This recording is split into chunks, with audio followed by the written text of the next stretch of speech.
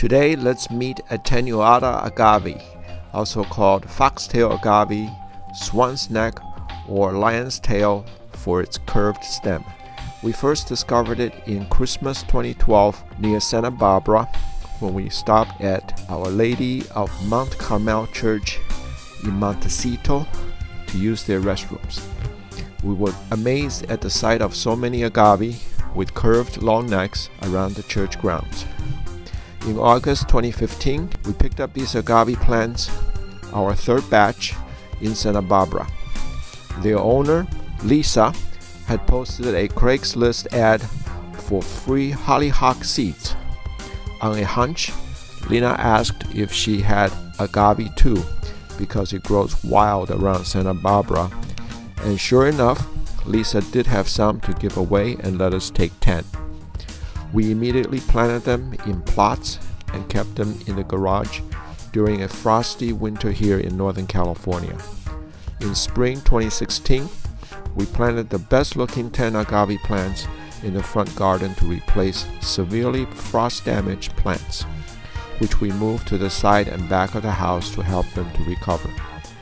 We later picked up more free agave from other Craigslist owners, including the gardener of the Montecito Church, where we first saw attenuata agave. This batch didn't look that great at first, so we planted them in the back under the tree where the soil was bare. We have learned a lot over the years about attenuata agave. It actually survives and grows better under the shade trees. It is native to the plateau of the state of Jalisco in central Mexico. It looks like a giant green lily flower and is popular as an ornamental plant in the garden. Lena likes it because it is one of the unarmed agaves without any sharp needles. In high traffic areas, she likes to clip off the tips so they don't poke people's eyes. When a leaf turns yellow and shrinks down, she breaks it off to allow the neck to grow longer. If it is hard to break off, she uses a micro snipper to cut it off. Agave is hardy. It does not need fertilizer, is definitely deer resistant, and can even survive being uprooted for a few days. After carting and transporting the agave home, if we do not have time to plant them all, we will leave them under a tree or place them in the garage.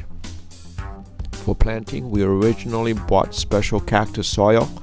After several years, we found that it was okay to just use a little bit of regular garden soil at the bottom of the hole, then fill the remainder of the hole with native soil. After planting, water immediately and then daily over the next several days. Although agave can be planted almost year-round, it is vulnerable to winter frost. We tried to protect them at first by wrapping them with professional plant covers, as well as plastic bags. Both measures were ineffective. After surviving the winter and establishing their roots, the plants would send out many small pups.